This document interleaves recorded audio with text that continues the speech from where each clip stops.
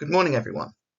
Now, I understand that air disasters are a particularly macabre topic to be discussing on a Friday morning, but please bear with me for a few moments as I take you through the story of the worst wartime air disaster that Britain has ever faced, and reveal that it happened within 10 miles of AKS. The date is the 23rd of August 1944. The war in Europe is entering its final act, with the D-Day landings happening 2 months prior and the liberation of Paris due to happen in just 2 days. But for the people of Freckleton, a tragedy is about to strike their village and change their lives forever, as an American plane on a test flight out of the Wharton Air Base crash-landed on the Holy Trinity Church of England primary school, taking with it the lives of 61 people, 34 of which were children. During the war, the air base at Wharton, the site that is now occupied by BAE Systems, was called Base Air Depot 2 and had become a focal point for American servicemen. In fact, so many Americans were stationed at the airbase in Wharton that Wharton and the surrounding areas became known as Little America. As you can see from these photographs, the airbase at Wharton was packed with American servicemen, all of which had come to help with the war in Europe.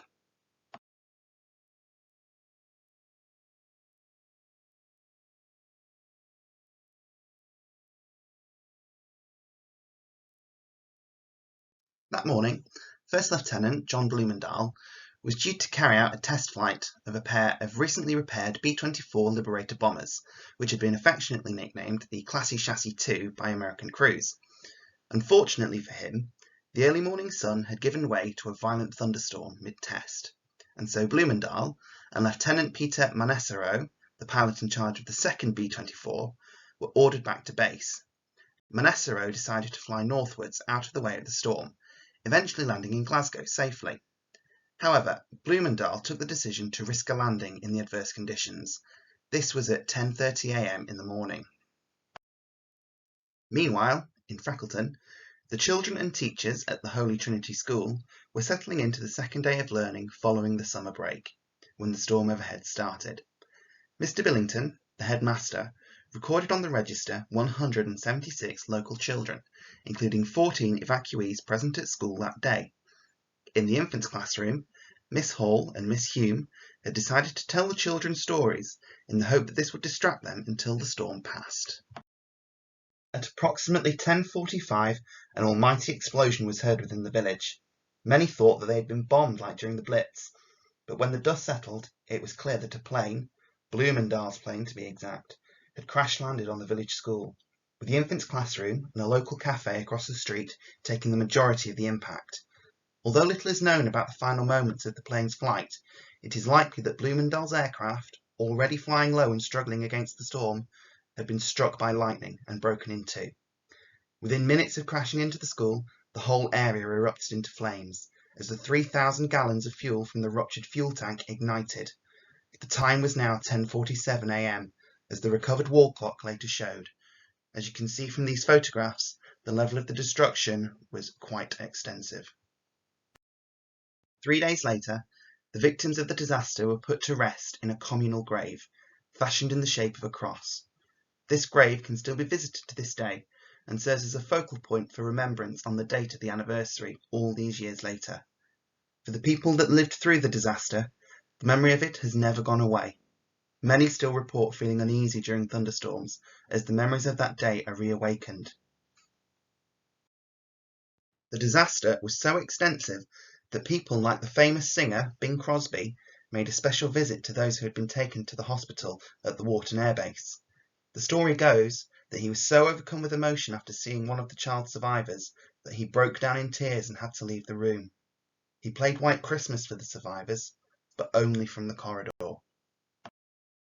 Additionally, the Vice President of the United States, Henry Wallace, also made a special visit to the scene of the disaster in the months that followed to officially unveil the original stone of Remembrance, which today can be seen in the village park.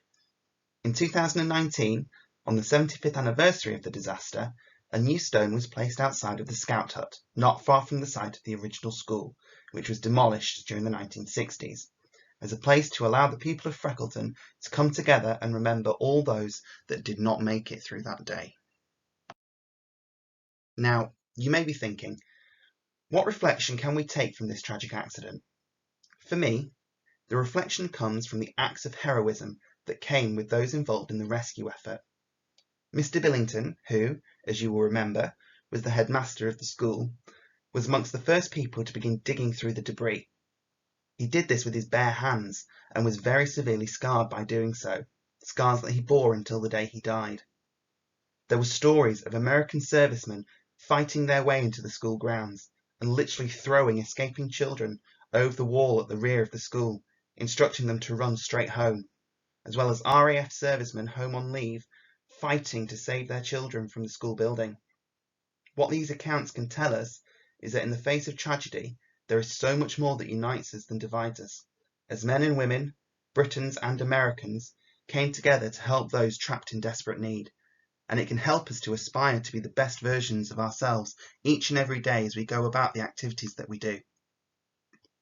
What this tragic accident also tells us is that history is all around us. There is a tendency to think of historic events as happening far away from home, in places like London or abroad.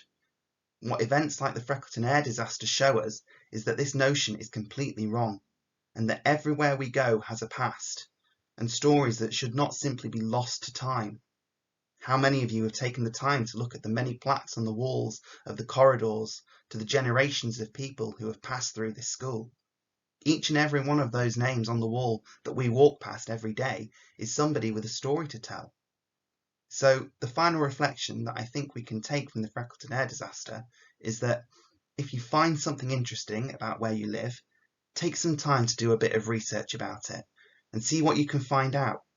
You never know, you may just unlock a whole host of stories long forgotten about.